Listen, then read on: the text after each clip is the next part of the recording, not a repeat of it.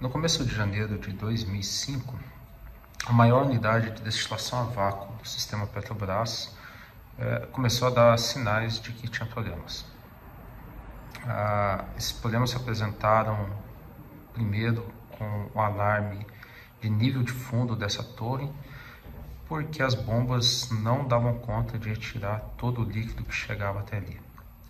Na verdade, já havia alguns dias em que estava caindo o rendimento das correntes de retirada lateral dessa torre, laterais dessa torre, as correntes laterais, e isso não havia sido percebido até o momento em que as bombas de fundo não deram conta.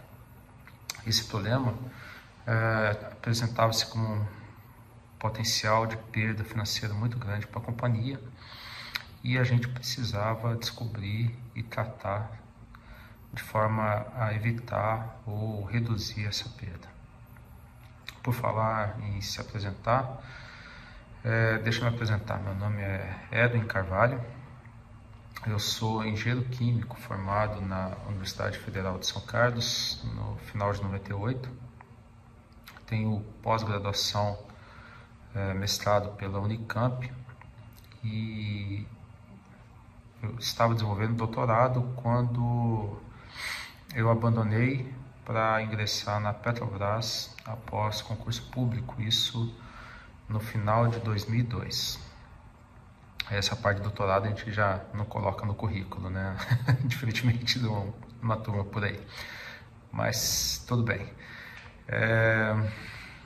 Na Petrobras eu sou engenheiro de processamento e hoje atuo como gerente da área de otimização na refinaria Presidente Bernardes, a RPBC, que fica em Cubatão, ali ao pé da Serra do Mar, né? A gente tem uma vista privilegiada dali.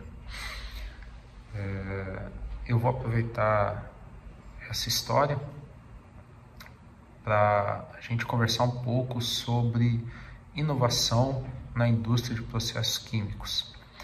A gente está muito feliz aqui, eu agradeço muito o convite da Isabela, né, que é da comissão organizadora, para participar desse evento promovido pela PUC de Campinas, o Reação.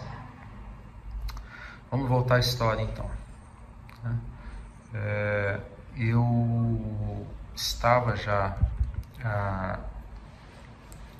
trabalhando na refinaria Revap, em São José dos Campos, na época, e era um dos 3 engenheiros responsáveis por aquela planta, dentre outros. E quando a gente não consegue ter os rendimentos esperados numa torre de vácuo, acaba faltando carga para a unidade de craqueamento catalítico. Com isso, a gente perde produção de gasolina, perde produção de GLP, gás de cozinha, e podemos até perder produção de diesel. Se complica ainda mais se a gente tiver uma parada da unidade, porque eu sou obrigado a reduzir a carga também da destilação atmosférica, impactando a produção de querosene de aviação, a produção direta de diesel, e numa condição de parada da torre de vácuo a gente acaba gastando diesel como diluente para o resíduo gerado. Isso impacta a possível produção de asfalto. Então, assim, a gente está falando de uma perda significativa, né? Talvez de milhões de dólares por dia até. A gente percebeu rapidamente que o problema estava localizado na região de topo da torre. A gente não tinha problema de geração de vácuo e, na verdade, a pressão na zona de flash estava bem maior do que a pressão normal de operação, porque a torre representava na região superior um pouco de tamponamento. Esse tamponamento, a gente gerou a hipótese de que era causado pela formação de sais, em especial, né, sais relacionados a cloreto de amônio. A gente já tinha um histórico de problemas fora da torre, né? E aí, em função da condição operacional, a gente formulou a hipótese de que a gente tinha um problema dentro da torre.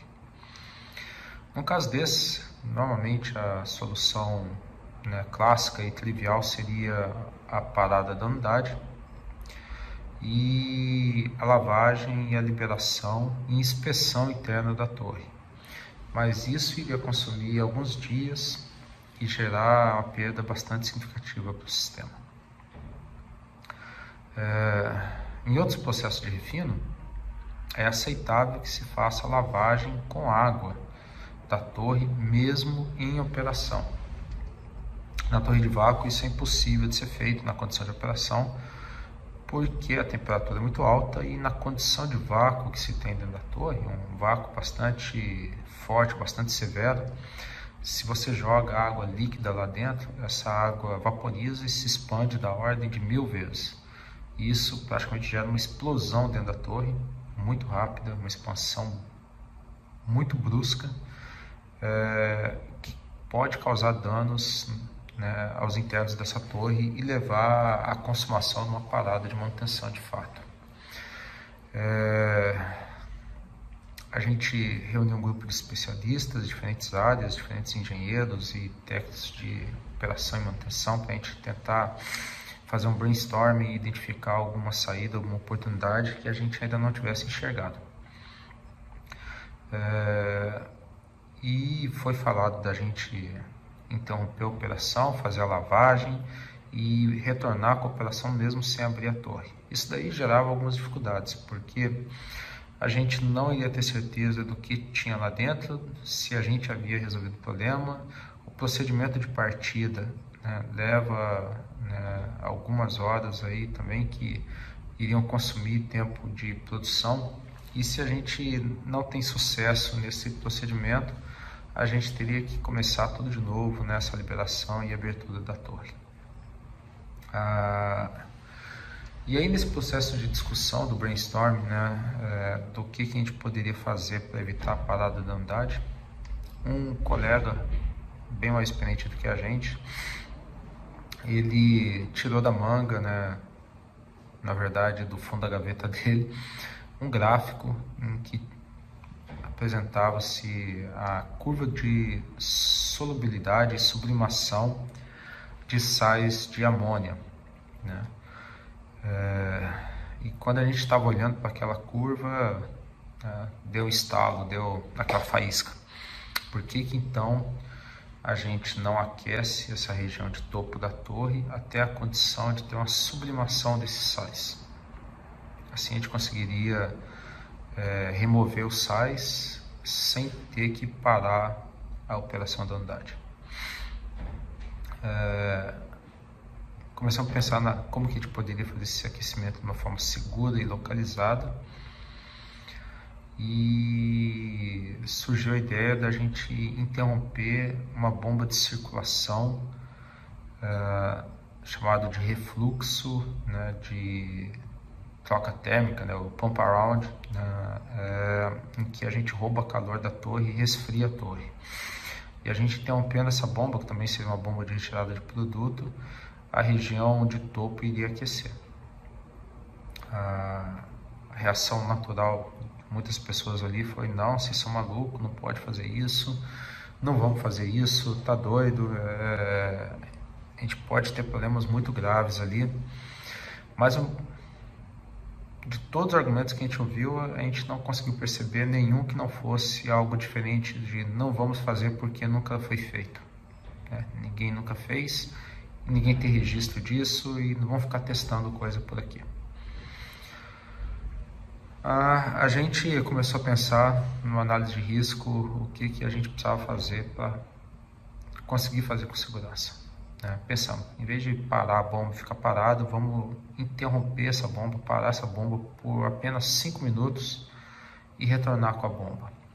Com isso, o sistema não iria se aquecer demais e a gente teria a condição de voltar a resfriar e ter controle do cenário. As principais preocupações na análise de risco estavam envolvidas com a possibilidade da gente ter abertura de flange, e isso levaria a vazamento, possivelmente até incêndio. Essa abertura de flange poderia acontecer, de uma forma rápida, inesperada, e a gente não queria aquilo. Então a gente fez simulação de qual temperatura que poderia chegar aquele sistema de topo com 5 minutos da bomba parada. Chegamos numa temperatura possível. A partir daí fizemos simulação também, análise de flexibilidade das linhas, das tubulações, para saber se iria resistir à dilatação naqueles sistemas, e a gente percebeu que não iria ser tão complicado, tão perigoso e tão difícil da gente fazer a manobra. Planejamos a manobra, conseguimos todas as bênçãos necessárias, também chamada de autorizações, e fizemos essa gestão de mudança com registro adequado. E numa sexta-feira à tarde a gente foi fazer esse teste, já na expectativa de que, se esse teste não funcionasse, não fosse bem sucedido, a gente iria seguir com a parada da unidade, porque a unidade estava quase parando sozinha. A gente fez o teste, começamos logo depois do almoço, e por volta das 19 horas, 7 horas da noite, a unidade estava voltando à condição normal de operação, como se nunca tivesse aquele problema de obstrução. E o que isso tem a ver com inovação? O que a gente pode aprender sobre isso, A primeira coisa é que inovação não se trata apenas de um produto, Pode ser uma forma diferente de se fazer, de se realizar. Inovação não é apenas um aplicativo para o celular que você disponibiliza, não é um novo comércio que você disponibiliza, mas pode ser um jeito diferente de se fazer as coisas, E isso pode ser bastante disruptivo, pode ser bastante diferente do que as pessoas estão acostumadas numa indústria de processo.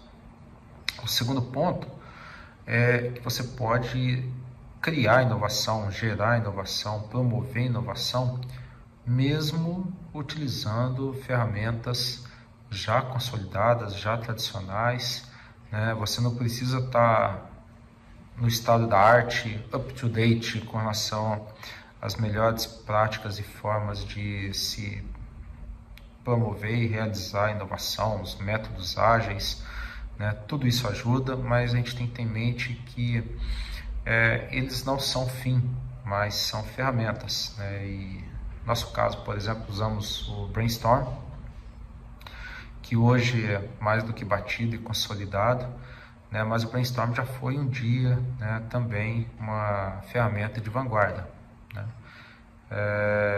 e ainda considero que é bastante útil, bastante interessante se utilizar. O terceiro ponto que a gente pode considerar é que, para você conseguir ter sucesso numa inovação, é que você precisa definir muito bem qual a sua necessidade. Você tem que conhecer muito bem o seu negócio, conhecer quais são os objetivos do seu negócio. Quanto mais você dominar e entender quais são os objetivos, onde você quer chegar, melhor você vai definir a sua função objetivo, em que você vai conseguir máximo lucro, mínimo custo, e entender as restrições. Assim você vai poder questionar as restrições, vai poder questionar status quo, os paradigmas colocados, quando você conhece bem o seu negócio. Ainda, eu acho que a gente não pode deixar de lado a questão de pesquisa e conhecimento.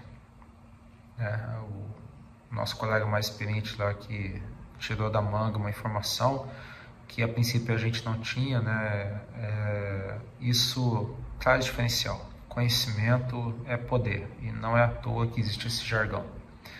É muito importante a gente se dedicar, se aprofundar no conhecimento, estudar, simular, aprofundar nos conceitos. Quanto mais base segura a gente tiver, mais radicais podem ser as inovações e as mudanças que a gente faça, porque a gente vai ter mais segurança. Assim a gente evita acidente, evita perda de tempo, evita prejuízo. Por último, é indispensável, é fundamental a coragem e a credibilidade. A coragem, porque você vai fazer alguma coisa que ninguém nunca fez, que você não tem relato, que você não tem registro. Você está ali na fronteira, né, de ir até onde alguém já chegou. Precisa ter coragem, precisa ter disposição, precisa encarar. Mas você não vai conseguir a bênção, você não vai conseguir a aprovação se você não tiver credibilidade. A credibilidade você não consegue da noite para o dia. A credibilidade você consegue estando junto, né, fazendo parte das soluções, né, se envolvendo, se sentindo responsável, né, e só assim você vai conseguir convencer tanto a gerência a fazer um investimento, a fazer uma coisa diferente, como você vai convencer a equipe de execução. Se a equipe de execução não estiver com você, não comprar a sua ideia, né, eles podem te boicotar como um grupo de jogadores boicota um técnico que eles querem tirar do clube. Então, é muito importante, né, a gente ter em mente esses dois aspectos, né, da coragem e da credibilidade. Assim concluindo, né, a mentalidade, a orientação para a inovação, elas precisam ser praticadas o tempo todo, né, mas conhecendo o negócio, né, entendendo que a inovação não é um fim em si mesmo. A inovação é uma forma de você obter os melhores resultados para o seu negócio. O segundo aspecto, né, a gente tem que considerar aí que a inovação pode ser um dos caminhos, né, para a gente chegar no sucesso, né, de quem busca de forma incessante, sem derrotismo, um melhor resultado, né? Eu espero que esse vídeo, essa reflexão, ajude vocês a pensar sobre a inovação na indústria de processos químicos, né? Valorizem o conhecimento e assim a gente consiga ter um impulso real, né, de grandes conquistas. Muito obrigado, grande abraço e boa sorte.